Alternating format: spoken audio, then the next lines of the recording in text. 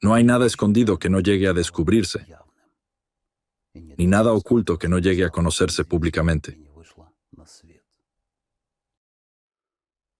¿Recuerdan cómo en Rusia llamaban a Alatra, una secta ucraniana y americana creada por el Servicio de Seguridad de Ucrania? Y en Ucrania al mismo tiempo la llamaban una secta rusa, pro-Putin. Por alguna razón, muy pocos se hacían la pregunta: ¿por qué se hace esto? ¿A quién le conviene? ¿Quién lo está haciendo? Como resultado de esta extraña paradoja artificialmente creada, para muchos comenzaron acontecimientos bastante desagradables. Persecuciones, reputaciones arruinadas y causas penales. Algunos fueron encarcelados, otros abandonaron su país. Como resultado, muchos de ustedes, incluso ahora, a nivel subconsciente, me perciben como un sectario, pro-Putin o pro-CIA. Da igual, un sectario con el cerebro lavado, ¿verdad? No voy a justificarme ante nadie. Al contrario, en este video les voy a mostrar cómo ni siquiera les lavaron el cerebro. No, les violaron el cerebro. Y lo más importante, ¿quién y cómo lo hizo? Con pruebas, con hechos, desglosado por partes, como siempre. Ha llegado el momento. También ha llegado el momento de ayudar a las fuerzas del orden a ver la magnitud del asunto, de ayudar a los organismos de investigación. Esta serie es sobre todo para ustedes. Y primero, un poco de contexto. Para quienes me ven por primera vez, llevo más de 1 año y medio haciendo esta investigación. He grabado 23 episodios. Y sinceramente, hace 1 año y medio, lo admito, al mirar atentamente estas fotos, realmente no podía entender cómo podían esos abuelitos barbudos de Razirs tener tanta influencia secreta, tanto poder, métodos de manipulación y engaño tan sofisticados, técnicas tan eficaces para influir en la conciencia de las masas. Lograron violar el cerebro de toda Rusia. Sí. Lograron imponer sus reglas del juego, sí. Luego, poco a poco, estudiando sus actividades, año tras año, hecho tras hecho, personaje tras personaje, el panorama se fue ampliando más y más. Y por supuesto, ayudó el documental El Impacto, que salió el verano pasado. También Egon Cholakian, sus videos. También Dusan, sus transmisiones. También el análisis de los periodistas de Act Files, cuyos artículos salen bastante a menudo. Y este panorama hoy se va formando gracias a los esfuerzos colectivos. A los esfuerzos de personas que, en términos generales, ni siquiera se conocen entre sí, que viven en distintos rincones del planeta. Pero estas personas comprenden, ya lo comprenden, qué es el anticultismo, cuán sofisticada y destructiva es esta anarquía. Que históricamente la mayoría de las veces ha sido un preludio del genocidio. A mí también me tomó mucho tiempo entender el papel del anticultismo en los intentos de desestabilizar y destruir Ucrania, entre otros. Y no solo Ucrania, por cierto. Su frente es mucho más amplio y global. Esto no se ve. Está a plena vista, pero no se ve. Nadie lo entiende. Nadie le presta atención. Pero atención, en lo que hoy está ocurriendo, el genocidio del pueblo ucraniano, su culpa es evidente y colosal. Y a eso, espero, también llegaremos. Por ahora, en este episodio, nuestra tarea es ver, iluminar y entender cómo actuó su agente en Ucrania. Uno de ellos, y qué logró hacer este topo prorruso. Y antes de comenzar, quisiera expresar mi agradecimiento al SBU, el Servicio de Seguridad de Ucrania, así como a los investigadores y jueces. La verdad, no sé exactamente a quién dirigir este agradecimiento. Pero en resumen, agradecimiento a las personas que han conservado la mente clara, el honor y la conciencia en estos tiempos difíciles. Y la noticia principal, la noticia más importante de hoy, a la agente de Razirs. En Ucrania finalmente se le ha abierto una causa penal. Aún no figura en el registro público, según me han dicho, pero ya está en el registro accesible a los abogados. En la serie de videos que seguirá, trataremos de desenredar esta maraña e iluminar los rincones oscuros. Porque aquí no se trata del artículo 161. No, aquí es claramente el artículo 111, Traición a la patria. Por supuesto, esto lo decidirá el tribunal, por supuesto. Pero por mi parte, espero sinceramente que las pruebas presentadas en estos videos sean suficientes para tomar la decisión correcta. Y al fin, castigar a las personas que durante tanto tiempo trabajaron en beneficio del país agresor. Y antes de comenzar el análisis del topo ruso en Ucrania, diré que hemos acumulado suficiente material sobre él. Aún no sé cómo estructurarlo correctamente ni cómo presentarlo. Tampoco sé cuántos episodios resultarán. Para comprender qué es Razzirs, esto es más bien para los investigadores. ¿Y quién es Dworkin? En mi canal hay varios videos. Sin embargo, eso no basta. Les recomiendo encarecidamente que vean el documental El Impacto, The Impact, y que visiten el sitio en inglés, actfiles.org. ¿Cómo buscar información allí? Es sencillo. Escriben en el buscador la palabra Dworkin y listo. Comienzan a leer los artículos. No sé qué tipo de monstruos analíticos trabajan allí, pero procesan un océano de información y lo hacen de forma profesional. Levantan archivos web, hacen capturas de pantalla, analizan, recopilan una base de pruebas. De la misma forma pueden buscar allí información sobre Razzirs, la Asociación Rusa de Centros para el Estudio de Religiones y Sectas. En Google no encontrarán nada ni sobre Razzirs, ni sobre Dworkin. Todo ha sido borrado o reemplazado en los primeros resultados de búsqueda con contenido positivo sobre ellos, etc. Pero en ActFiles, si escriben Razzirs, en inglés en el buscador, allí está todo. Personalmente, no sé inglés, así que para leer, uso el traductor del navegador. Puedo anticipar una pregunta lógica. ¿Por qué guardamos silencio antes, teniendo esta información? Pero, ¿acaso guardamos silencio? Yo, por ejemplo, he estado exponiendo las actividades de Dworkin y Razzirs, y en año y medio grabé 23 episodios. Mientras tanto, en Ucrania se realizaron unos 70 allanamientos. ¿Lo entienden? No podíamos hablar primero, para no interferir. Segundo, para no poner en peligro a nadie. Ahora que se ha abierto el caso, tenemos todo el derecho de hablar. Eso es todo. Terminó la introducción. Pasemos a la parte principal. Irina Kremenovska, agente encubierta de influencia rusa, de la organización anticulto Razzirs. Durante muchos años llevó a cabo actividades subversivas en territorio ucraniano, en interés del país agresor, Rusia. Un breve resumen biográfico. Abogada. En 2014 se trasladó de Donetsk, ocupado a Kiev. Según algunas fuentes no confirmadas, en Donetsk trabajó en la policía. Así que nuestra primera tarea es revelar el vínculo de Irina Kremenovska con Razzirs, la Asociación Rusa de Centros para el Estudio de Religiones y Sectas, y presentar pruebas. Después, analizaremos sus acciones dirigidas a socavar la seguridad nacional de Ucrania, crímenes concretos, actos delictivos, y también presentaremos, respectivamente, las pruebas. Y probablemente, en este episodio, repasaremos brevemente muchos puntos para no alargar demasiado, ya que, al parecer, el video ya de por sí será bastante largo. En el siguiente episodio, nos detendremos con más detalle. Retrocedamos un poco en la historia. De 2011 a 2018, Razzirs tuvo en Ucrania un representante oficial. Se trataba del Centro Apologético de toda Ucrania, abreviado KATU o BATS en ucraniano, bajo la Iglesia Ortodoxa del Patriarcado de Moscú, el centro en nombre de San Juan Crisóstomo. Según algunas fuentes, el KATU contaba con unos 20 centros diocesanos. Su sitio web, apologet.in.ua, dejó de funcionar en 2018. El jefe del centro era el obispo Iona Cherepanov de Obujiv y el coordinador del movimiento, un agente ruso, estratega político, estratega en relaciones públicas negras, separatista de Zaporilla. Era Pavel Broid, agente oficial de Razzirs. Ese mismo Pavel Broid que apareció en las filtraciones de Surkov Leaks, si alguien lo recuerda. En el sitio ActFiles hay un artículo analítico extenso al respecto. Broid trabajaba directamente en la desestabilización de Ucrania y en el socavamiento de su seguridad nacional, y lo reportaba abiertamente a sus supervisores en Moscú. Definitivamente volveremos a él más adelante, porque su caso ilustra claramente qué tipo de trabajo subversivo realizaban los agentes de Razzirs en Ucrania y deja ver sus objetivos y tareas. El mismo Pavel Broide lo describió todo. El sitio apologet.in.ua ya no existe desde hace tiempo, pero en el grupo de Facebook, entre los administradores del Centro Apologético de toda Ucrania, encontramos a Rogatin, otro agente de influencia ruso que también apareció en el documental El Impacto, The Impact. Uno de los primeros en difundir la idea de que Ucrania está aquejada de satanismo, vinculado al nazismo, fue Vladimir Rogatin, miembro correspondiente de la Federación Europea de Centros de Investigación e Información sobre el Sectarismo, FECRIS. Por una notable coincidencia, este individuo lleva a cabo sus actividades en Ucrania, a la vez que es un activo portavoz de los anticultistas rusos.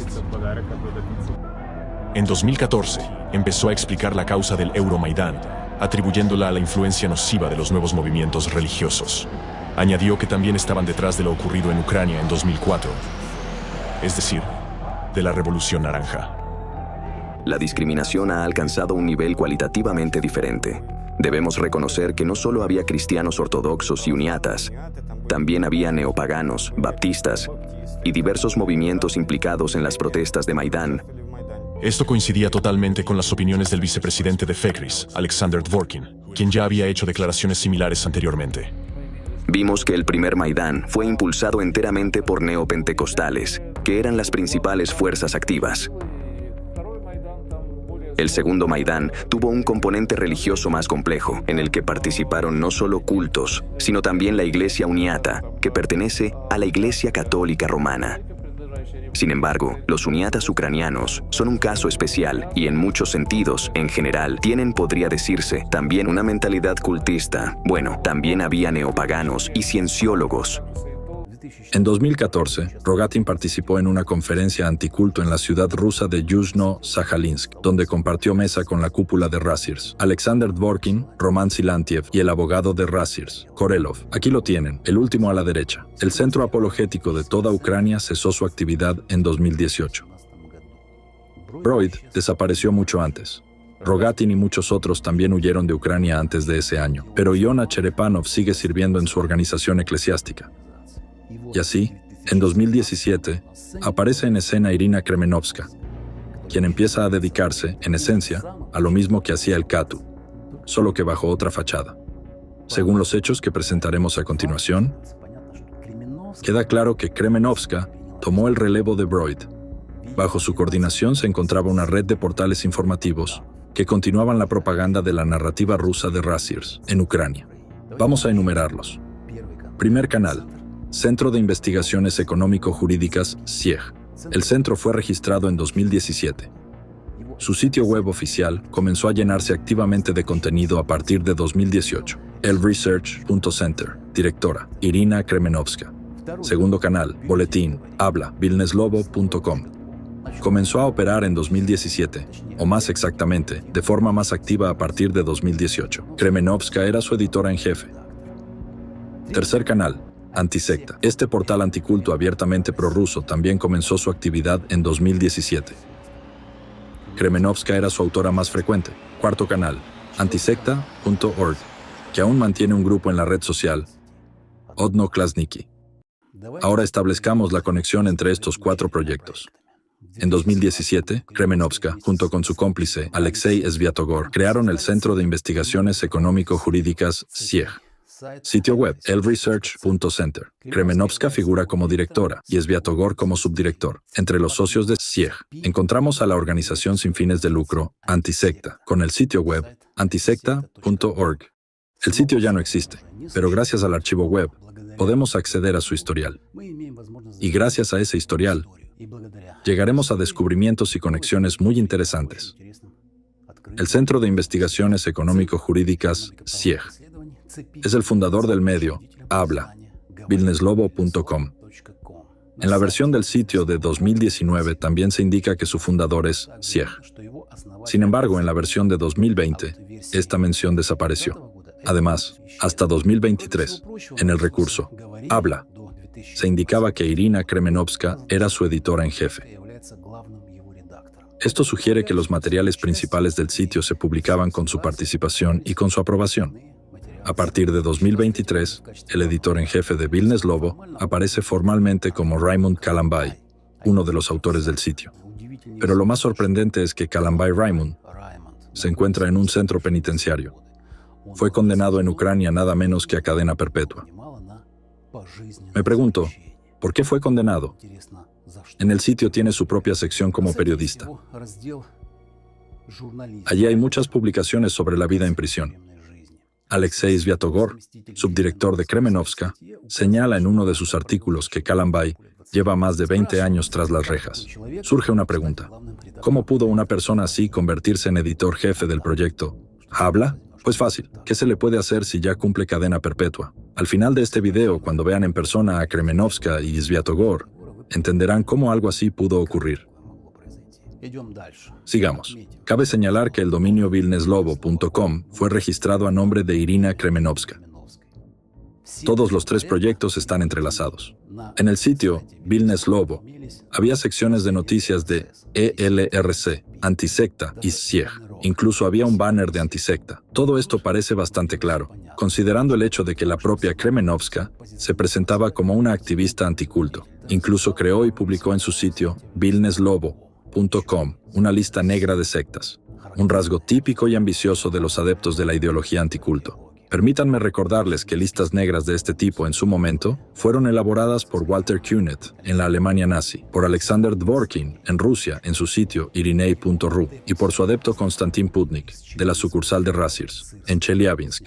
A él se le dedicó un episodio aparte. Este ex cargador de la fábrica de pan se distinguió especialmente. Incluyó en su lista negra a científicos, entre los cuales se encontraba incluso un premio Nobel. A continuación comienza la parte más interesante, donde revelaremos el vínculo de Irina Kremenovska con la organización rusa Rassirs. En el sitio de SIEG se publicó un artículo que citaba textualmente una frase del sitio de Alexander Dworkin, del Centro Ruso de Estudios Religiosos, en nombre de Ireneo de León, irinei.ru.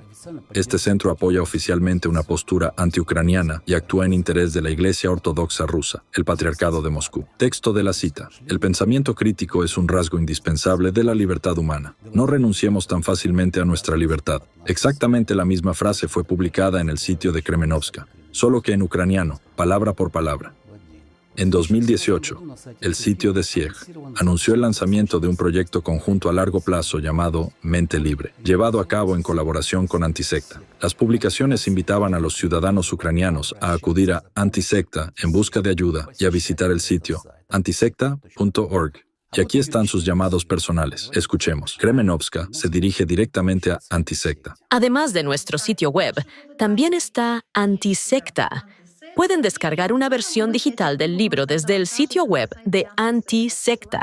Dejaré el enlace en la descripción de este video. Solo tienen que entrar a la página y hacer clic en el botón de descargar.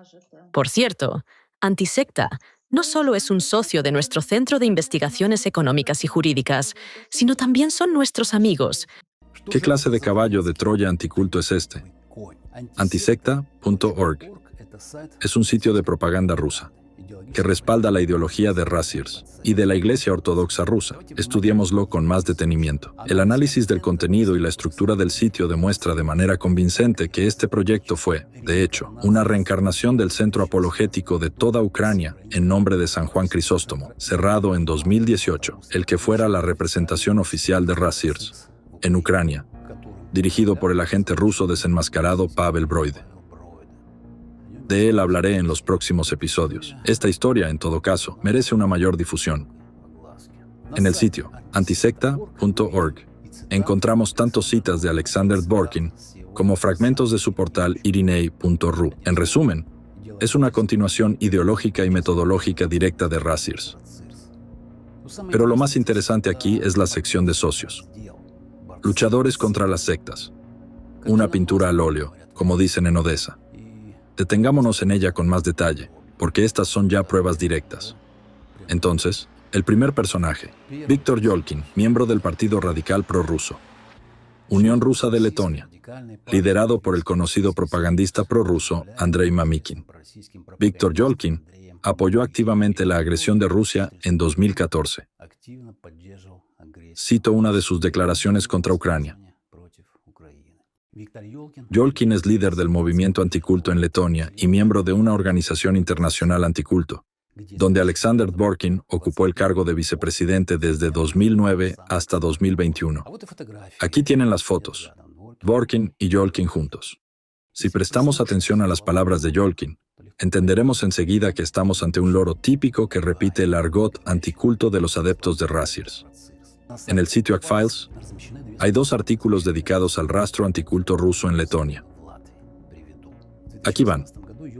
En 2018, Yolkin y Nikiforov organizaron una conferencia internacional de Fekris en Riga, que reunió a muchos líderes del movimiento anticulto. Escuchemos algunas declaraciones de Viktor Yolkin. Cita. En primer lugar, es necesario introducir el concepto de secta totalitaria en nuestra legislación. Atención.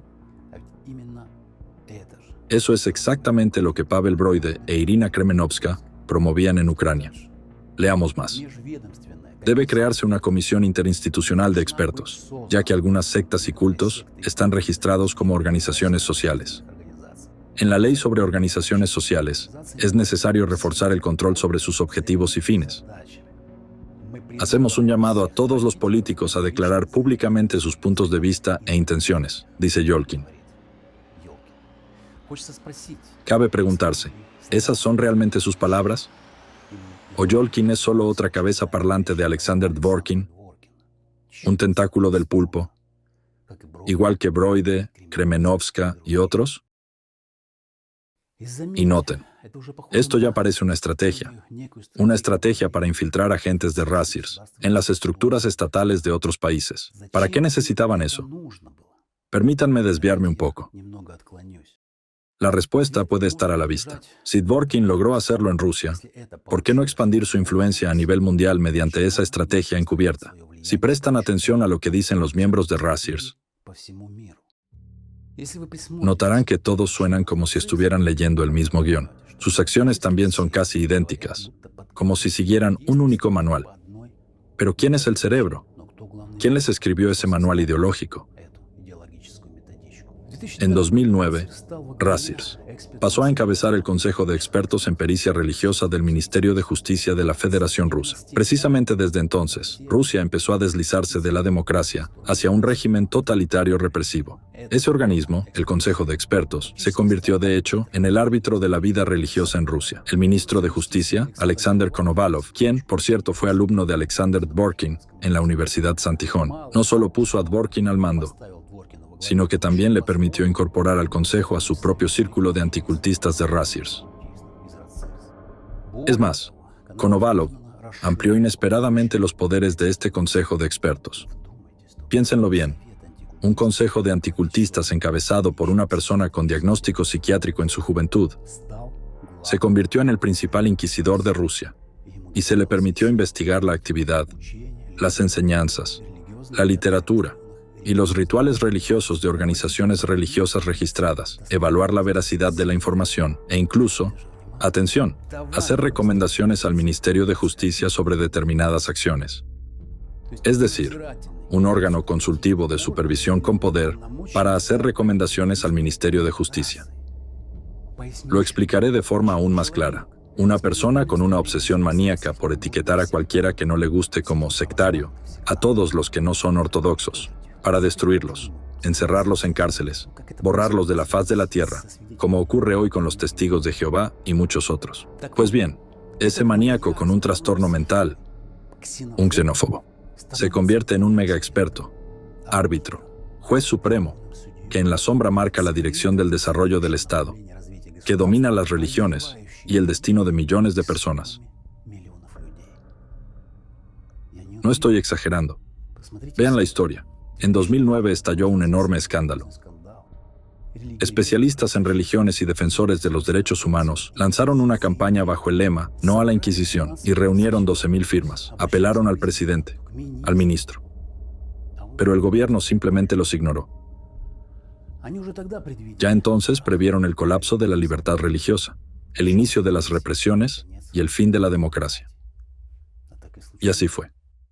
Revisen todo eso y verán una de las razones por las cuales Rusia, en tan poco tiempo, se convirtió en un territorio donde hoy se está construyendo el Cuarto Reich.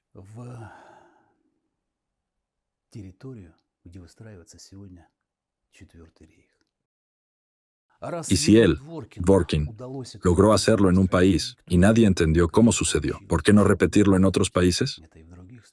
Disculpen la digresión, pero sin ella será difícil entender qué es Dworkin, qué es Razirs, y qué significa su poder sobre sus mentes. Después de todo, ellos cambiaron la legislación, la reescribieron para cumplir sus propios fines. Pisotearon su constitución, se la metieron en el culo, deformaron el cristianismo ortodoxo hasta hacerlo irreconocible, entre otras cosas. Le lavaron el cerebro a la población de forma radical. Ese es un tema grande aparte. Así que volvamos mejor a Irina Kremenovska.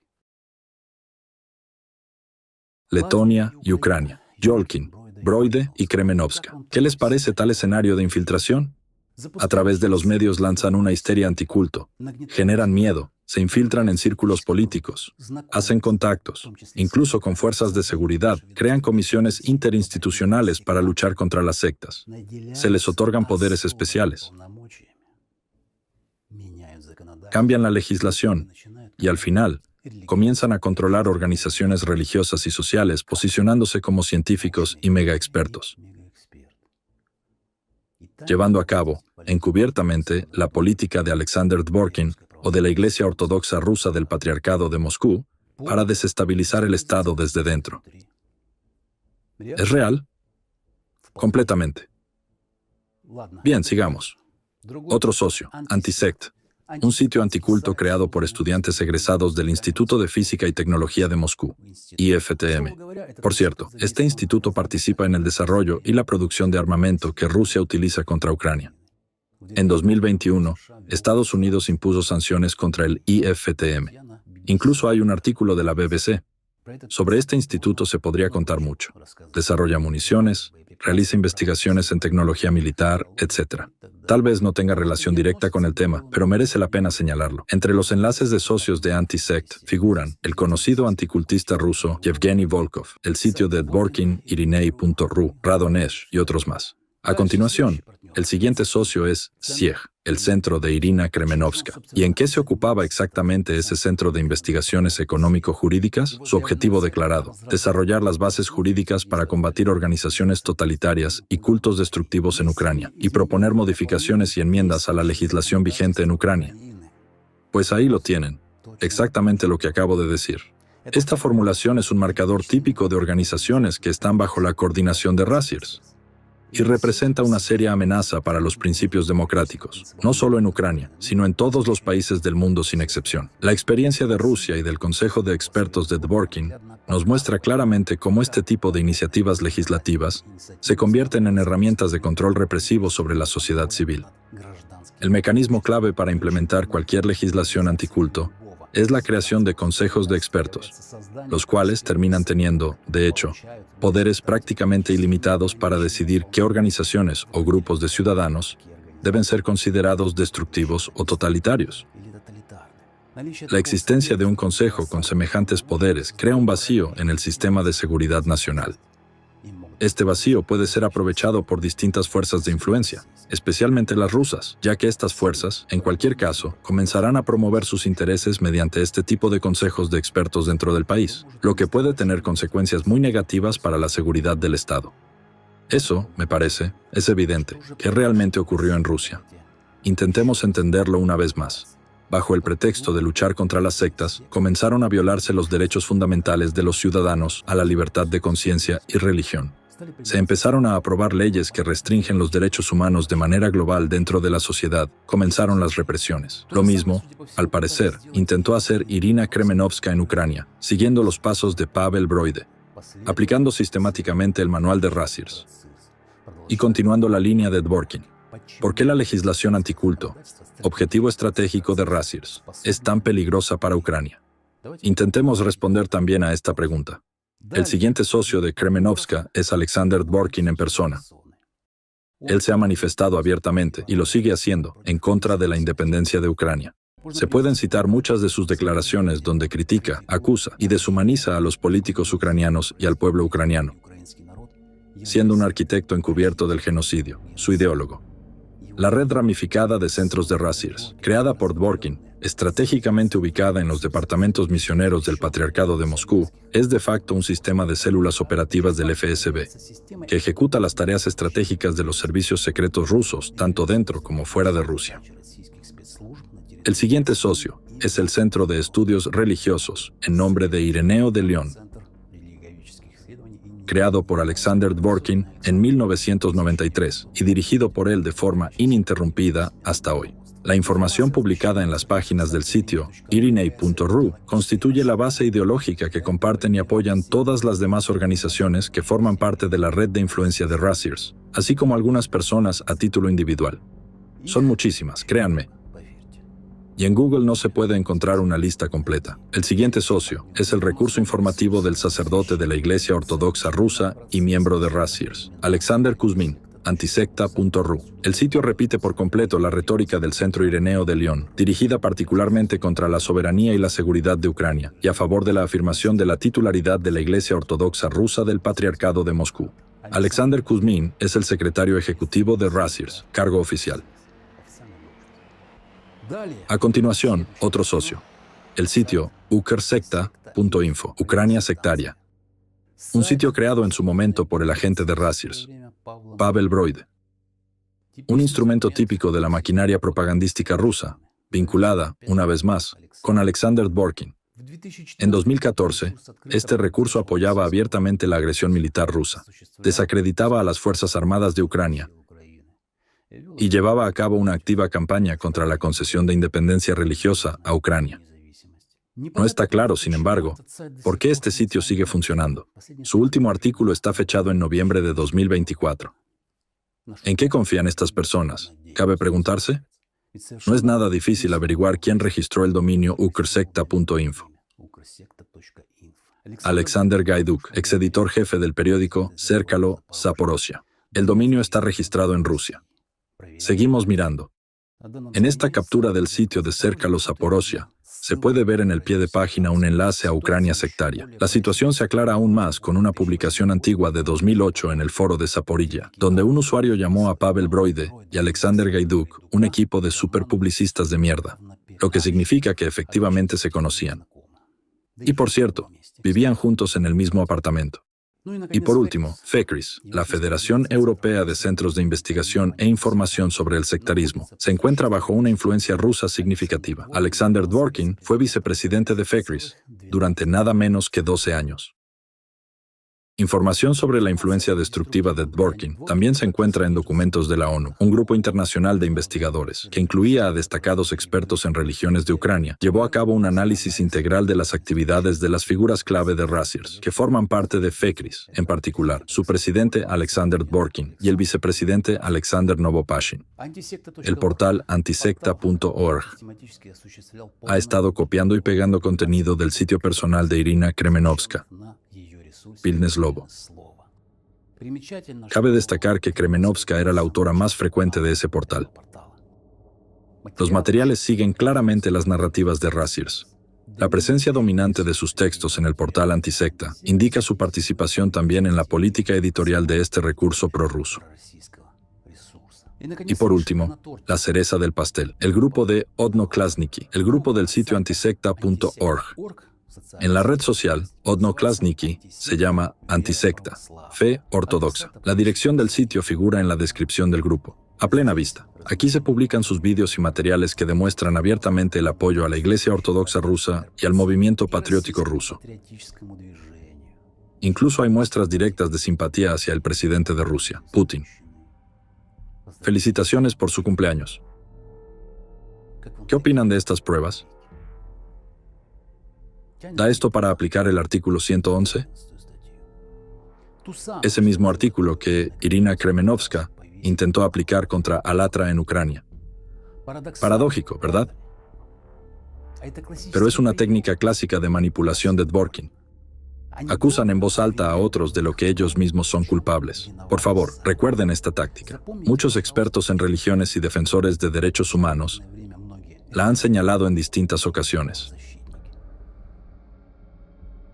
Una página aparte en la actividad subversiva de Kremenovska es su estrecha colaboración con el propagandista radical ruso Alexander Neveyev, cuyos materiales se publican regularmente en los sitios de Rasiers. Neveyev es un anticultista. Soy tu bisabuelo. Tenía muchas ganas de follarme a tu abuela. Cuando estuve en Sebastopol, me follé a tu madre. Está familiarizado con Dvorkin y apoya su línea ideológica. Esto se puede rastrear claramente en un ejemplo concreto, como la publicación sobre los supuestos peligros de la práctica del yoga para los reclusos. Parecería que Misulina y Dvorkin han escrito un disparate delirante. Todos se ríen, pero el experto serio Neveyev los respaldó. Por cierto, permítanme recordarles que Alexander Neveyev participó en la campaña de descrédito contra el movimiento Alatra, organizada por los agentes de Rasiers, en 2020. En el sitio web Vilnes Lobo, donde Irina Kremenovska es autora y editora principal, el nombre de Alexander Neveyev aparece decenas de veces. Además, el portal anticulto del vicepresidente de Rasirs, Alexander Novopashin, Ansobor.ru, publicó una copia del artículo de Vilnes Lobo, con fotografías de Kremenovska y Neveyev, así como un enlace directo al sitio ucraniano.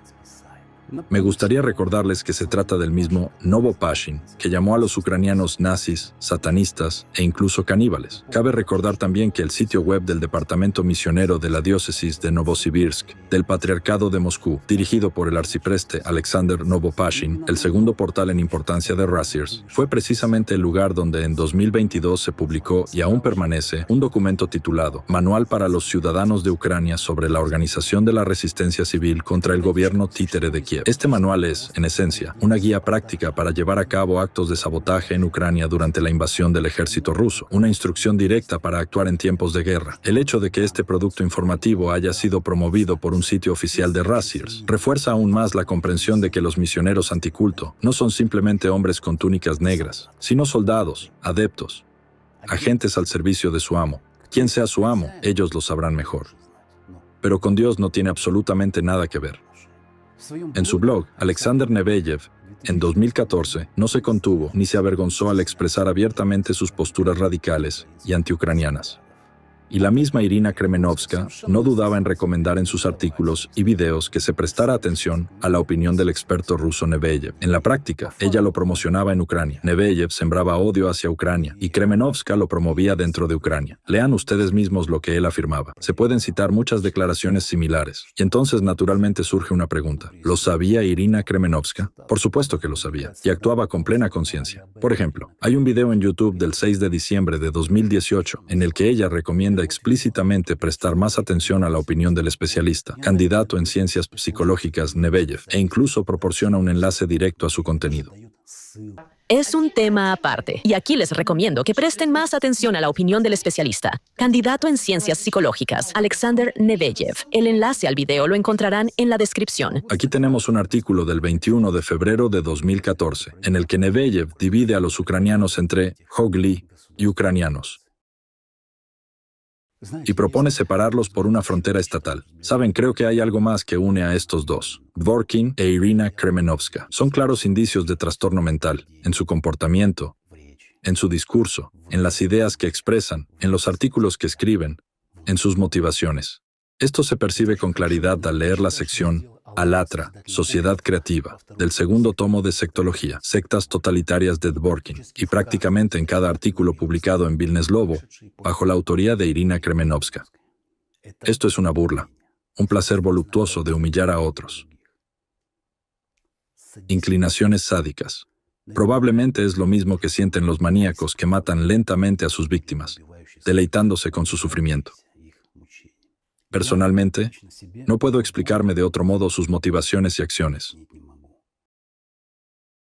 Es como si se hubieran encontrado el uno al otro gracias a ciertas desviaciones mentales.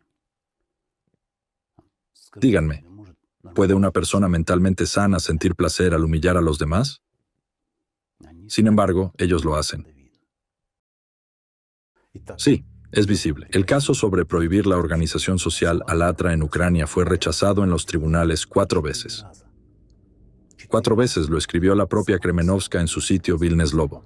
Y a pesar de toda la suciedad, de las provocaciones por encargo contra Alatra, el tribunal ucraniano volvió a rechazar el caso por 5ª vez a principios de abril de 2025. Aquí está el documento. Digan lo que digan, pero el hecho es el hecho.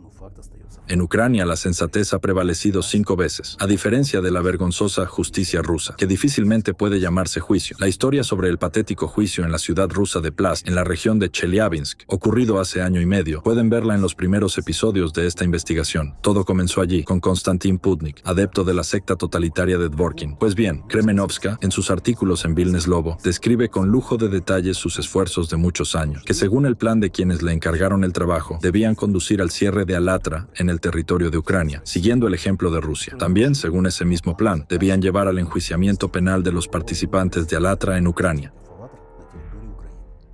Nuevamente siguiendo el modelo ruso. Detrás de este proceso estuvo alguien quien lo encargó. Nada ocurre por sí solo, eso es evidente.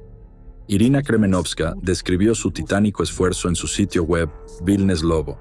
Cito: Esto fue en algún momento del año 2023, un camino increíblemente difícil que nosotros superamos con esfuerzos conjuntos. Nosotros, a pesar de todos los obstáculos, no nos rendimos. Nosotros, al contrario, nos apoyamos mutuamente. Mutuamente, avanzamos con perseverancia. Lo más valioso es que aquellas personas con las que todo comenzó, siguen siendo un solo equipo. Y además, el equipo creció. Ahora son más. Estoy agradecida al destino por haber encontrado a... Vuestra humilde servidora estaba ocupada redactando las conclusiones.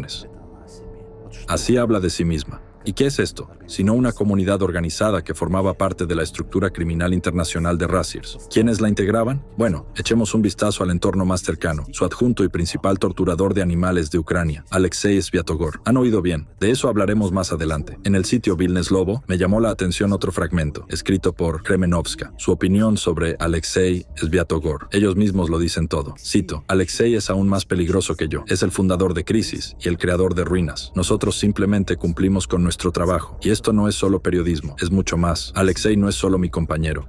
Él es el arquitecto de las crisis y el implacable creador de las caídas ajenas. Este trabajo es algo más que periodismo.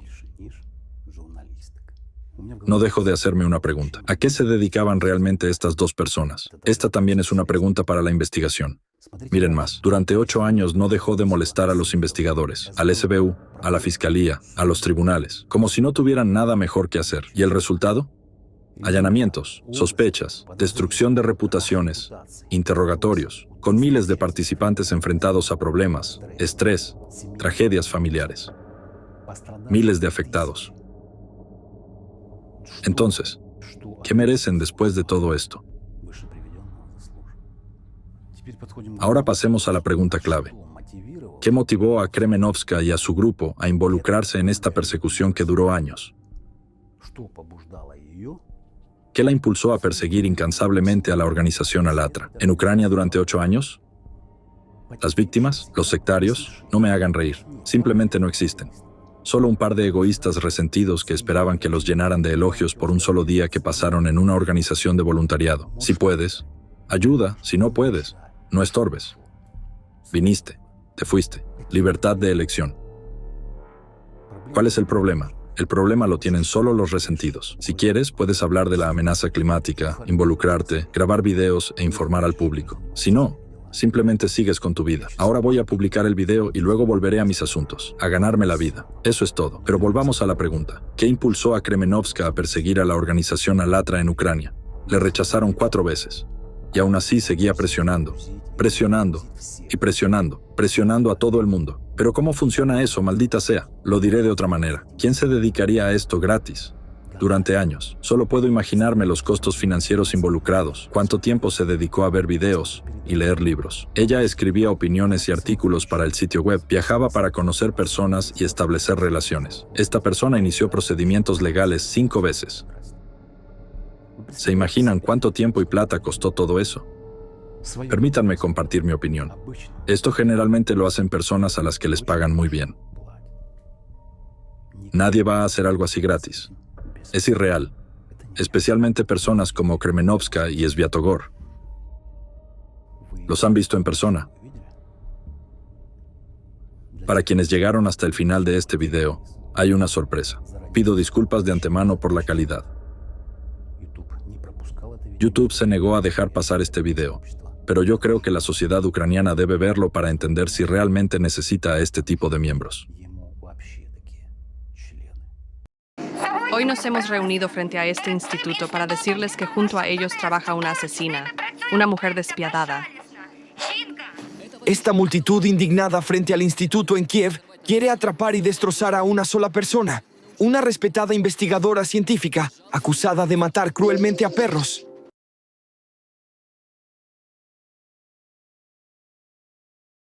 Resulta que, para el 1 de septiembre en Irpin, los cazadores de perros lanzaron una campaña cínica. Comenzaron a matar sin descanso a todos los perros en las calles, y la vida de toda una se convirtió en una pesadilla. No sé cómo alguien puede ver esto. Es traumatizante. ¿Qué siente un niño ante esto? Creo que no menos de 100 perros murieron en una semana o semana y media. Cada día 5, 7, 10. Pero la propia Irina, a quien culpan de la muerte de todos estos perros, no se considera una persona cruel. En cualquier casa, debe haber remedios para el resfriado, así como medios para actuar si en el patio aparece un perro o una jauría así. 10 pastillas que, al parecer, tienen un efecto homeopático tal que los perros después de eso se van, ya no se los vuelve a ver.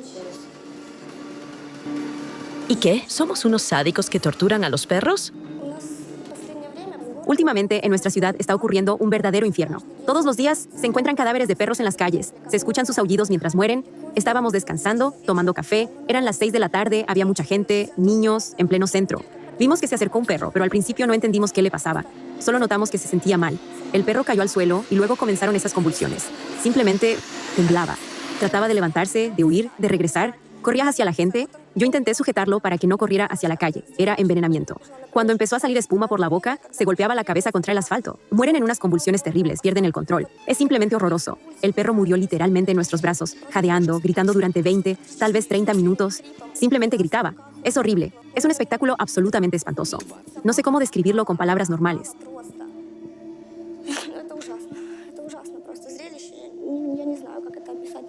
Ya pasó hace varias semanas, pero cuando lo recuerdas, aún se te llenan los ojos de lágrimas. Está constantemente delante de mis ojos. Los niños lloraban, sus madres se los llevaban porque el aullido era aterrador. Un grito que se escuchaba en todo el centro de la ciudad. ¿Desde cuándo está ocurriendo esto?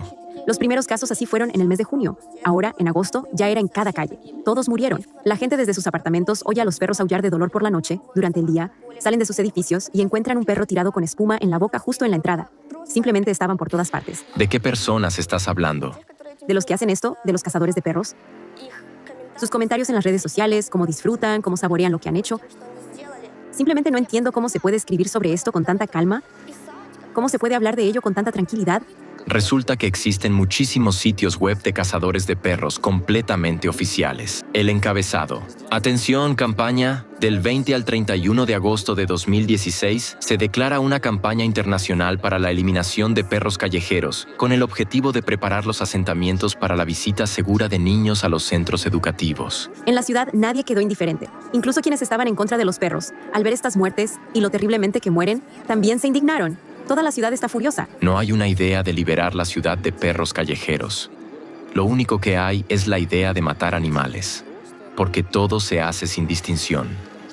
Y estos asesinatos ocurren de manera bastante cruel. Un adulto que ha visto esto lo sigue recordando hasta hoy. Y esa imagen está frente a los ojos de Taya todos los días. ¿Y qué pasa con los niños? Dima, ahí está la cuestión. Los niños que presencian esta escena son niños que sufrirán físicamente las consecuencias. Son personas que han vivido un trauma. Son residuos emocionales que la psique de un niño no puede procesar. Nunca. Ese trauma se vive el resto de la vida. Yo, como madre, como ciudadana, como ser humano, estoy horrorizada de que esto esté ocurriendo aquí, con nosotros. No puedo imaginarme cómo voy a seguir hoy, sentada aquí, viendo a este ser que sonreía desde la pantalla y hablaba sobre el botiquín casero. Dima, estar aquí sentada hoy es increíblemente difícil para mí.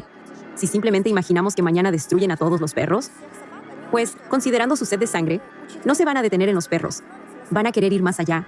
Empezarán a limpiar las calles de personas que, según ellos, se comportan mal o que no tienen hogar. Sabes, por muy horrible que suene, hay una parte de verdad en lo que dices. Es una necesidad psicológica de torturar a alguien más débil. Lo que está ocurriendo es una justificación de esa necesidad de sadismo. El sadismo, como fenómeno, es sin duda una patología. Estoy completamente de acuerdo con ustedes. Los siguientes serán los indigentes. Serán personas que se comporten incorrectamente y molesten. Eso ya ha pasado. Todos recuerdan la historia de los maníacos de Dnipropetrovsk, que golpeaban a personas con martillos y grababan todo en video. Cuando se investigó su caso, resultó que habían empezado con animales. En Irpin, las mujeres son especialmente activas entre los cazadores de perros. Parece que saben algo. Hasta este verano no sabía que vivía una persona así en nuestra ciudad. Ahora simplemente me da miedo saber que caminamos por las mismas calles. Si una persona es capaz de hacer algo así, basta con que algo le estalle en la cabeza. Una mujer en la cabeza de la cual, como tú dices, podría estallar algo. Es abogada, trabaja en un instituto en Kiev, está escribiendo una tesis. Lo más terrible es que la propia Irina está convencida de que actúa.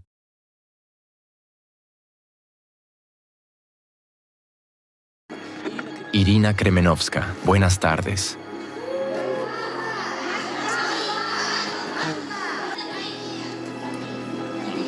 ¿Usted entiende las reacciones de la gente? No del todo. Bueno, usted tiene un pasatiempo. Usted es una cazadora de perros, ¿verdad? Tengo muchos pasatiempos, pero los perros callejeros deben ser eliminados, tal como lo prevé la ley ucraniana de protección. ¿Eliminados? ¿A qué se refiere? ¿Usted simplemente envenena a los perros? ¿A cuáles exactamente? Nombres, lugares, fechas, pruebas. ¿A qué se refiere? En la calle los recogen del suelo. Irina, no me tome por idiota. ¿Usted personalmente envenena perros? Cuando una jauría de perros se me lanzó encima. Irina, se lo repito, le hice otra pregunta. No le estoy preguntando si los perros la mordieron. Y en ese momento no tenía otra opción. Le pregunto, ¿usted envenena a los perros? Así como a ratas, cucarachas, mosquitos. No, pare. Y perros. ¿Por qué lo hace? Los servicios municipales. Cuando nadie reacciona. Si los perros. O sea, usted asumió esa responsabilidad de una forma bastante peculiar. ¿Lo entendí bien? Sí, desde hace muchos años en Ucrania funciona el programa llamado Captura, Esteriliza, Devuelve. Pero nosotros tomamos otro camino, el modelo indio. Y sabemos qué estadísticas tan horribles hay en... Ahora vamos a repetir lo que dice... ¿Cómo ocurre eso? ¿Con qué las envenena? No es veneno. Es un medicamento para la tuberculosis. Bueno, hasta donde yo sé. Cuando investigué las propiedades de este medicamento, lo leí en Google. No soy veterinaria. Escriben que los perros después de esto se vuelven muy dóciles, dejan de morder y se trasladan a otro lugar. ¿Desaparecen? Sí, bueno, al menos. ¿Se disuelven o qué? No lo sé, simplemente dejamos de verlos. ¿Sabe usted lo que les pasa a los perros después de que ese medicamento entra en su organismo? Bueno, cura la tuberculosis, eso es seguro. Pero usted claramente no está tratando de curarlos de tuberculosis, ¿verdad? Está intentando matarlos de esta manera.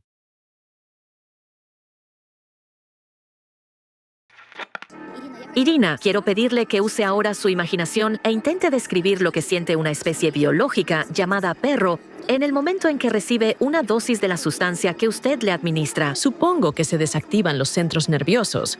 Se desconecta la conciencia. Bueno, el estado es similar a la euforia. ¿Qué quiere decir con ese término? Actividad motora incontrolada, quizás. Porque ellos, al fin y al cabo, las manadas desaparecen, realmente se dispersan. Usted mencionó el sistema nervioso. Dígame, por favor, ¿usted cree que esta especie biológica experimenta algo como el dolor? El dolor lo sienten absolutamente todos los seres vivos. Sí, incluso los animales de granja que todos consumimos como alimento, como los pollos. Espere un momento. Le escuché. No nos desviemos. El punto de la cuestión es otro. Si un animal contrae una enfermedad incurable, lo llevan a una clínica veterinaria y allí lo sacrifican. De manera humanitaria, sí, pero no presenta eso que usted mencionó, convulsiones eufóricas. Sí. ¿Por qué no? En las clínicas veterinarias, los medicamentos que se usan para el sacrificio humanitario de los animales ejercen aproximadamente el mismo efecto que... No es cierto. Eso no es verdad. Algunas personas dicen que cuando esa sustancia entra en el organismo, el perro simplemente se duerme. Eso no es cierto. El perro sufre muchísimo. Pérdida de conciencia, descoordinación motora, bloqueo del centro respiratorio, convulsiones, aumento de la presión arterial, a veces los globos oculares incluso. Ella quería ver eso a propósito. Se llenan de sangre, aparece espuma. Es una muerte muy, muy horrible. Yo nunca he visto casos así, de que un perro estuviera convulsionando en la calle. Permítame mostrarle para que lo vea, pero prométame que verá el video hasta el final. ¿De acuerdo? ¿Eso le parece euforia? No. Mire allí. Claramente no es lo mismo que sucede en el consultorio de un veterinario cuando debe sacrificar a un animal enfermo, ¿verdad? Bueno, nunca he presenciado el trabajo de un veterinario que mata animales. No me ha tocado. ¿Pero usted ha observado lo que sucede después de sus acciones? ¿Cómo se desplaza el perro? Nunca. ¿Y por qué no? Hay que asegurarse de que la sustancia haya sido ingerida por el perro. ¿Y si lo comió un gato o un niño? Un niño no podría recogerlo de ninguna manera, porque alimentar a los perros con la sustancia se hace exclusivamente de forma dirigida, de la mano directamente al hocico. ¿Usted personalmente le da esto de la mano a un perro concreto? ¿A un perro callejero? Sí, personalmente con su mano. Solo así. La ciudadana les da de la mano a perros que no representan ningún peligro. Un giro inesperado. Bueno, no importa. He visto muchas veces cómo en la calle la gente le da algo a los perros. Hay que entender que la zona de alimentación es el territorio del perro. Y donde hay territorio de un perro, él lo va a proteger de todos los extraños. Usted cambia de tema con mucha habilidad, pero aún así me gustaría escuchar la respuesta a mi pregunta. Usted le da el veneno al perro con su mano y luego no observa qué ocurre. Eso no es veneno. Entonces, ¿para qué le da usted esa sustancia? Para tratarle de la tuberculosis, porque no es veneno. Es un medicamento. ¿Y usted le diagnosticó esa enfermedad? Todos los perros callejeros ¿Están enfermos de tuberculosis? propagan toda una serie de enfermedades peligrosas. Mire, usted dijo que no observa lo que pasa después con el perro. Lo que no entiendo es por qué los niños tienen que ver eso. Yo me pregunto, ¿qué es más aterrador para un niño? ¿Ver un perro muerto o perder un ojo, una extremidad o la vida? ¿Quedar discapacitado? ¿Está usted familiarizada con las estadísticas de ataques de animales a niños? Sí, he estudiado también las estadísticas. Dígamela. Hablemos concretamente de la ciudad de Irpin. En toda Ucrania, desde 2008, el número de ataques y de consultas médicas por lesiones, especialmente en niños, comenzó a aumentar en un 25 a 30%. Son datos de investigadores que estudiaron toda la estadística de estos casos. ¿Y cuántos niños exactamente? Porque si eran 2 niños en toda Ucrania y luego aumentó un 20%, ni siquiera sé cómo interpretarlo. ¿Un cuarto de niño? Cuando simplemente un perro pasó corriendo. Estadísticas. ¿Cuántos niños al año son atacados por perros? En los últimos años, esa cifra no ha disminuido en absoluto en la ciudad. ¿Puede darme el número exacto? Irpin, para dar la cifra exacta. ¿Cuántos? Irina, ¿cuál es la cifra exacta? ¿Puede dar al menos alguna cifra? Yo analicé las estadísticas de mordeduras y ataques, incluidas las de perros callejeros, y publiqué los resultados en un artículo científico. Son muchísimas cifras. No puedo citar ahora todos los datos. La revista se llama Modelización Matemática en Economía. Si es su artículo científico, debería recordarlo. Tengo más de 100 trabajos científicos, entre ellos sobre temas de seguridad nacional, derecho económico. Quiero leer en voz alta lo que esa persona escribe en las redes sociales, en Facebook. ¿Es Irina quien escribe eso en redes sociales? Sí, es Irina, exactamente. He entornado la ventana y estoy escuchando atentamente. Escucharé los gritos de «Hola, arcoíris». Hablar de las sinfonías llevaría mucho tiempo. En resumen, a veces pueden durar bastante y otras veces no las hay. Una vez, en la casa de campo, ofrecía una manada de nuestra calle por la mañana. Apenas llegué, alrededor de las 8. La sinfonía, más bien un coro, empezó después de las 10 y duró 2 horas. La señorita lo disfruta. ¿Usted de verdad considera que el aullido de un perro moribundo es una sinfonía? Pues claro que no. Entonces, ¿para qué lo escribió? Yo no escribí eso. Tengo una página en la red social Facebook, pero definitivamente no hay nada de eso publicado allí. Hay un foro donde usted podría haberlo escrito. Aquí tenemos una captura de pantalla del foro de los cazadores de perros. ¿Sabe quién es Capibara? No tengo idea. ¿De quién es ese apodo? ¿No lo sabe? Mucha gente escribe en diferentes foros, de cocina, de... Hay personas que la identifican a usted como Capibara. Mis colegas me conocen por mi nombre real, porque no tengo nada que ocultar. Entonces tengo una noticia interesante para usted. En 2015, activistas por los derechos de los animales lograron hackear el foro No a las Plagas. Ellos nos entregaron la correspondencia de uno de los usuarios con una persona que en ese sitio se hace llamar el principal cazador de perros de Ucrania, Alexei Sviatogor, y sus mensajes ofrecen fundamentos sólidos para suponer que Irina Kremenovska se registró en el foro precisamente bajo el nombre de Capibara.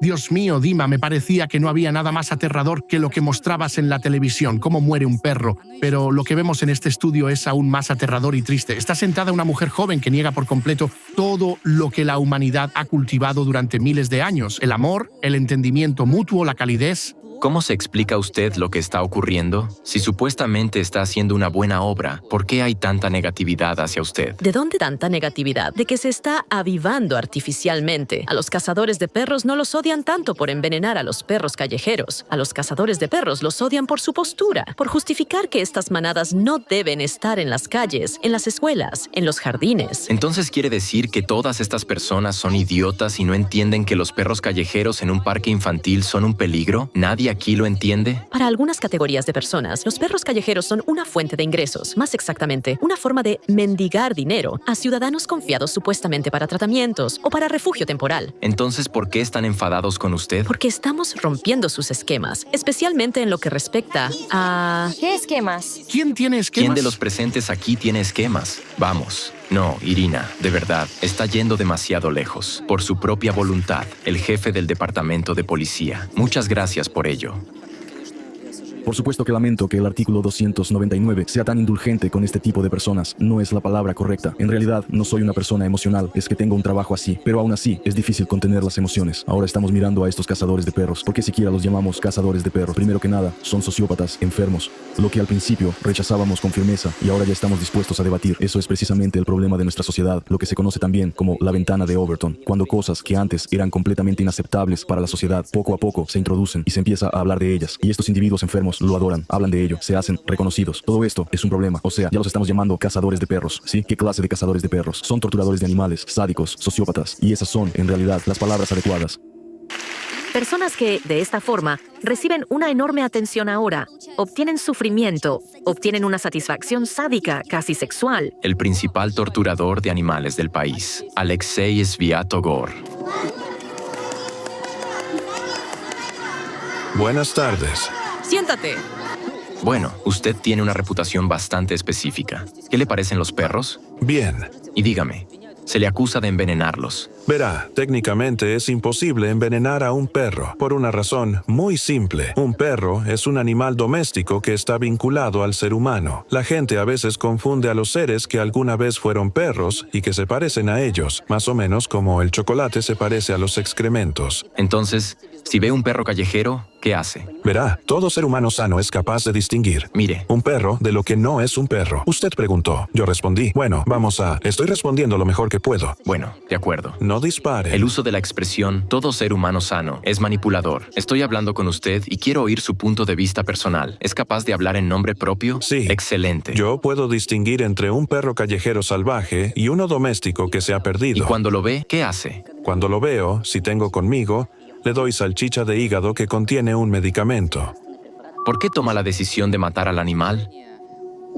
Aquí, en el estudio, hay muchos abogados y la expresión matar, por favor. ¿Con qué derecho toma la decisión de darle a un perro un medicamento que inevitablemente le hará morir? Para evitar el peligro de que esos lindos, buenos, adorables y peludos animales se agrupen en manadas y a veces muerdan a personas.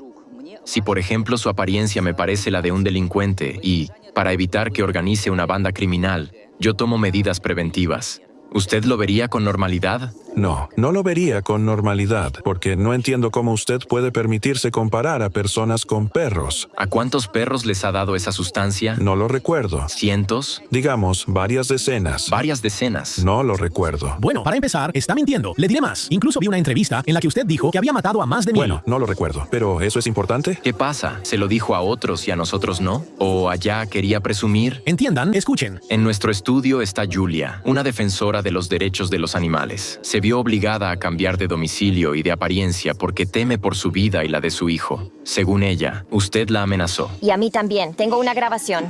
Y hay más personas. Mentira absoluta y una profanación. Si alguien les amenaza, por favor, acudan a la policía. ¿Mentira absoluta? Denuncien, aporten pruebas, grabación y todo lo demás. ¿Y una profanación? Tengo una captura de pantalla de su correspondencia. Alexei Sviatogor escribe, y a esa jomenco le encontraremos cómo ponerla en su sitio. No se preocupen, esa estúpida pagará por todo. ¿Qué más está escrito aquí? Había que dispararle con una escopeta a las piernas, en el momento en que yo estaba alimentando a animales callejeros o ayudando a clientes, para que no llegara allí, supongo. ¿Esto lo escribió usted?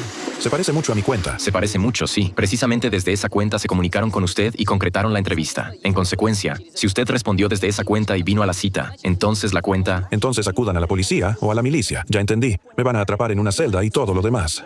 Ya entendí. En la celda, primero hay que llegar allí a través del Centro de Detención Preventiva. Los abogados de hoy en día, irrumpieron en mi casa. Unos 40 jóvenes machos en plena pubertad. El 28 de julio, cuando se publicó información en la red social sobre y hubo llamados al linchamiento. Y subieron al edificio. El 3 de marzo, 3 personas. El 3 de marzo, se prepararon. Esperen. ¿Con quién está hablando ahora, Irina? Solo por curiosidad, cuando hablamos, ¿por qué decidió de repente presumir? Mi opinión como alguien que está observando todo esto ahora. Lo digo sinceramente. Las situaciones que le están ocurriendo en su vida personal, con los coches y demás, le aseguro, como si fuera un vidente, que pronto acudirá a la policía con problemas, porque tendrá lesiones corporales u otras cosas. Usted mismo elige este camino. Usted lo elige. Está buscando problemas. ¿Sabe? Me resulta muy desagradable lo que hace. Espero sinceramente que lo atrapen. ¿Qué tal? ¿Asqueroso?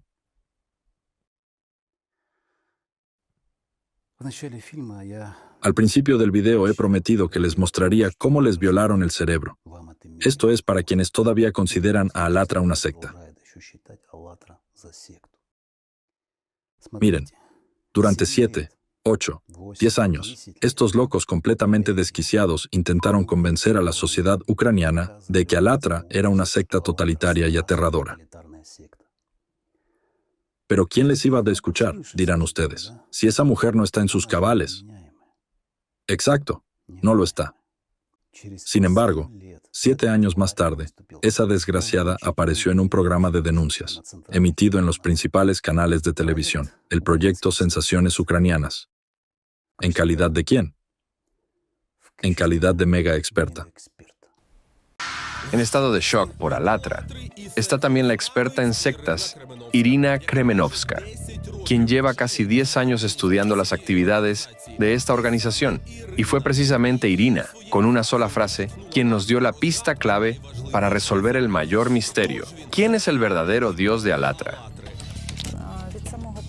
Desde el principio pudieron haber recibido algún tipo de financiación de la Federación Rusa. Como dice, Alatra y Rusia. Fue Irina, precisamente ella, quien con una sola frase dio a los periodistas la pista clave. ¿En serio, joder?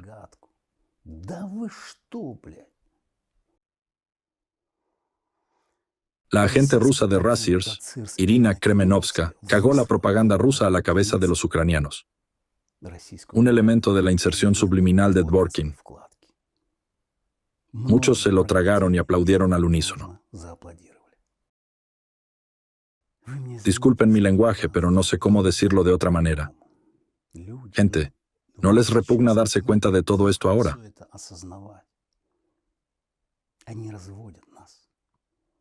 Nos están engañando. Están tratando de destruir en nosotros todo lo mejor. ¿Por qué se lo permitimos tan fácilmente?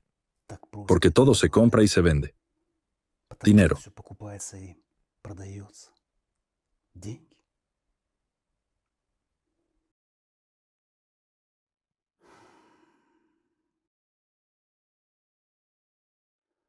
Para finalizar, les propongo un fragmento del video de Egon Cholakian, Siberia. ¿Quién se beneficia de la destrucción de la mitad del mundo? Aporta al tema y lo explica con aún más claridad. Y esto es especialmente crucial. La secta de Dvorkin y sus operativos a nivel global son, en realidad, fáciles de identificar. Usan la misma retórica, repiten las mismas frases memorizadas y aplican los mismos métodos de manipulación psicológica.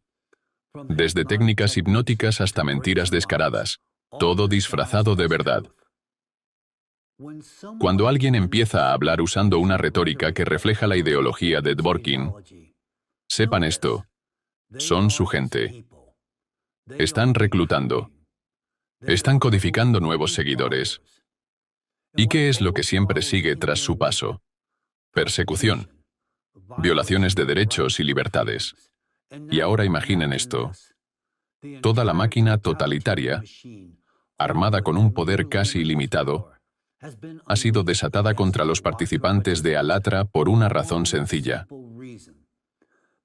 Porque decidieron decir la verdad sobre la amenaza de la pluma magmática siberiana. Dvorkin y sus seguidores han desplegado toda la fuerza de su secta, cada conexión, cada palanca de influencia, para desacreditar primero a los participantes de Alatra y los datos científicos que han presentado. Y esto no solo en Rusia, sino también en Ucrania y en países europeos. Tras esta campaña orquestada de difamación, en 2023, Alatra, por orden de Dvorkin, fue declarada una organización indeseable en Rusia. Los exparticipantes enfrentaron redadas, procesos penales basados en peritajes falsificados, interrogatorios con torturas y sentencias de prisión. Bajo tal presión, cientos de exparticipantes de Alatra se vieron obligados a huir de Rusia. Mientras tanto, la secta de Dvorkin ha comenzado a aplicar el mismo escenario en Ucrania.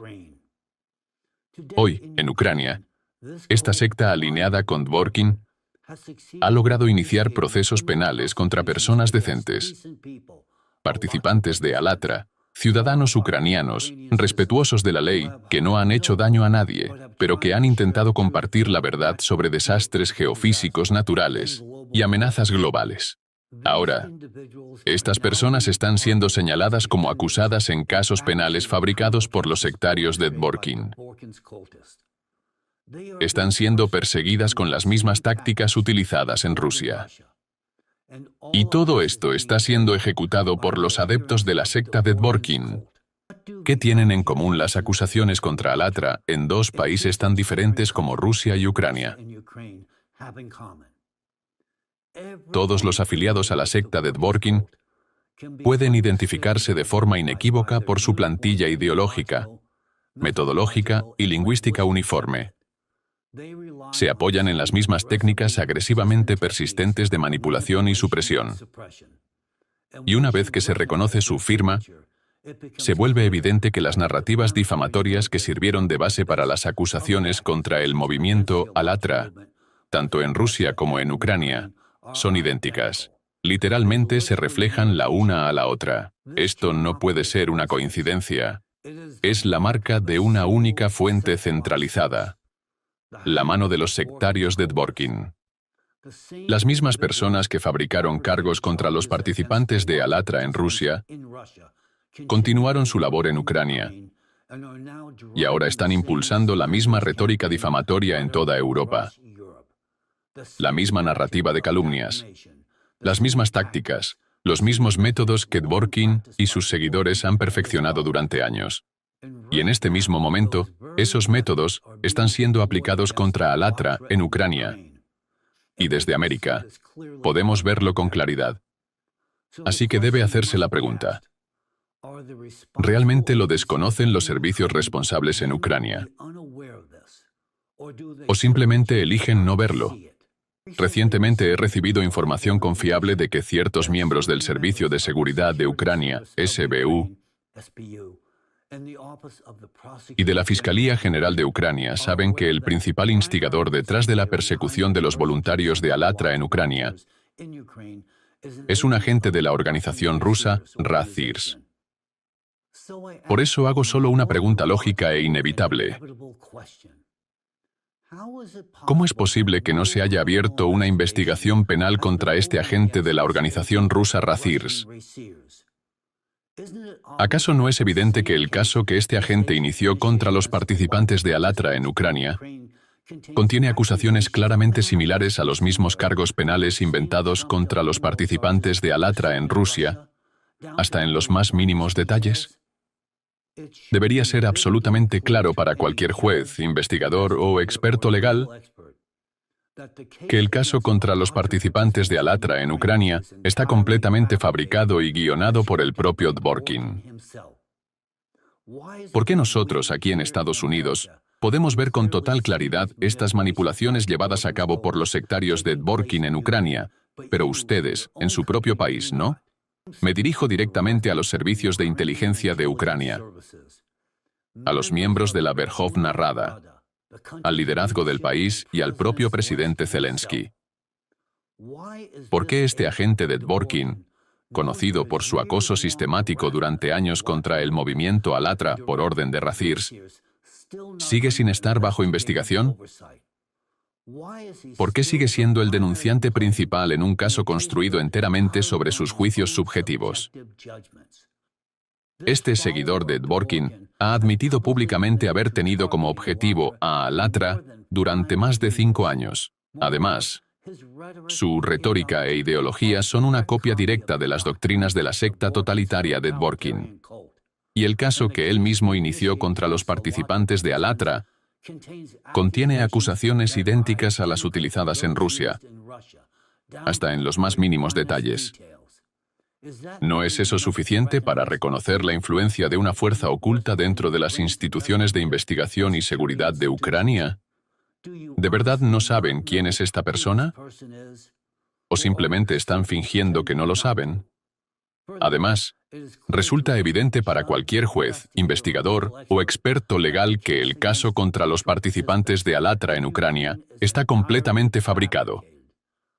¿Acaso esto no indica que una fuerza oculta, una estructura de poder paralela rusa, está operando ahora detrás del gobierno ucraniano, expandiendo poco a poco su influencia en Ucrania, utilizando exactamente la misma metodología que ya empleó en Rusia?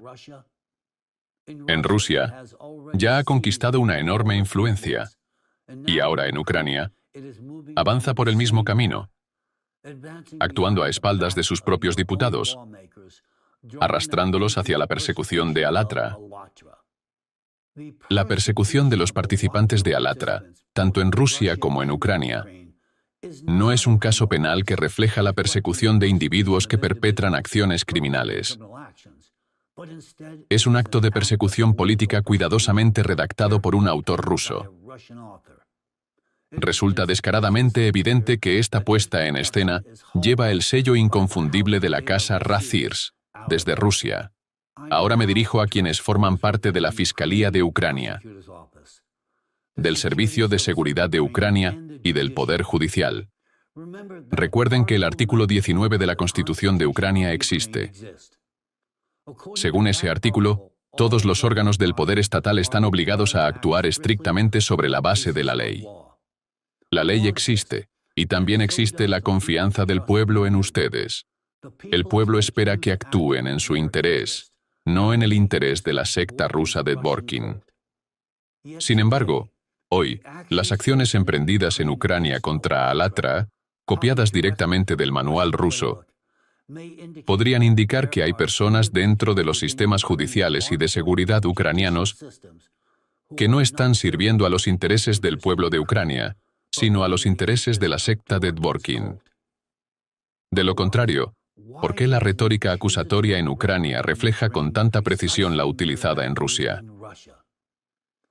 Lo que estamos presenciando es una burla a la justicia. Y, trágicamente, es una demostración vívida de la influencia que la secta de Dvorkin, con raíces en Rusia, ya ha adquirido sobre las instituciones ucranianas. Para respaldar estas palabras, permítanme llamar su respetable atención sobre un fragmento de video que no puede ser ignorado. En él, el propio Alexander Dvorkin admite, personalmente, que tiene agentes operando dentro de Ucrania con quienes mantiene comunicación directa en secreto, en plena guerra. Esto no son rumores ni especulaciones. Son sus propias palabras. Una cita directa. Padre Alexander Kuzmin, como secretario ejecutivo, puede decirnos cuántos centros y miembros tiene actualmente Razirs y cómo se coordinan entre ellos. Bueno, la mayoría de las diócesis tienen departamentos misioneros o catequéticos dentro de su estructura. Y la mayoría de las diócesis, hasta donde yo sé, forman parte de Razirs. Incluso incluye algunos centros en Bielorrusia y también en el territorio de Ucrania. Sí, y en Kazajistán. Bueno, solía haber en el territorio de Ucrania. En este momento, lamentablemente, esos contactos han sido cortados. Es decir, todavía tengo contacto personal con algunas personas que actualmente están en Ucrania, con quienes mantengo relaciones amistosas y un fuerte entendimiento mutuo. Pero, claramente, están corriendo riesgos importantes, así que solo nos comunicamos a través de canales verificados. Es comprensible que no puedan participar abiertamente en las actividades de Razirs en este momento. Sin embargo, sí tenemos un experto en sectas muy activo en Razirs, un sacerdote de Lugansk, que anteriormente era miembro asociado porque Lugansk no formaba parte de la Federación Rusa. Pero ahora es miembro pleno, como ciudadano de un territorio que ahora forma parte de la Federación Rusa. Así que esa es la situación con nuestros amigos, colegas y socios afines en Ucrania. Solo tenemos que esperar a que esta situación se resuelva para que nuestro contacto y colaboración abierta puedan reanudarse plenamente. Ustedes mismos lo acaban de escuchar. Dvorkin admite personalmente que mantiene contacto con los seguidores de su secta dentro de Ucrania.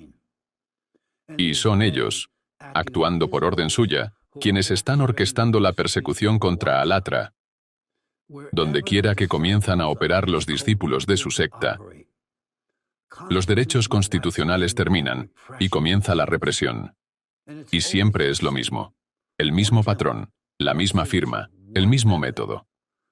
Porque se trata de un mismo sistema represivo. Una secta totalitaria internacional liderada por Dvorkin, construida sobre una ideología extremista y terrorista. Y la persecución penal de los inocentes voluntarios de Alatra es la prueba de ello. Por eso hoy me dirijo directamente a los representantes de las instituciones ucranianas que están implicados en la persecución del movimiento Alatra, a quienes han decidido seguir una voluntad ajena en lugar del sentido común y la ley. ¿Acaso no se dan cuenta de que están ejecutando las órdenes del líder de una secta totalitaria, el señor Alexander Dworkin?